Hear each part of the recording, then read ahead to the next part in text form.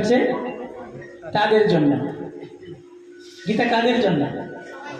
হ্যাঁ, যারা আশ্রমে থাকে তাদের জন্য। হ্যাঁ, কি গীতা কাকে বলেছেন ভগবান? অর্জুনকে তো। অর্জুন কি সন্ন্যাসী ছিলেন? হ্যাঁ, গৃহস্থরা তো বলে আমরা খুব ব্যস্ত, আমাদের সময় নেই। হ্যাঁ, কি আমাদের বিবি বাচ্চা আছে, ঘরে টিভি আছে, টিভি আর বিবি এই দুটোতে টাইম শেষ। হ্যাঁ, টিভি আর বিবিতে টাইম শেষ। তাহলে গীতা কখন পড়বো? হ্যাঁ, গীতা কখন পড়বো? যখন চিতায় উঠবো। গীতা কখন পড়তে হবে?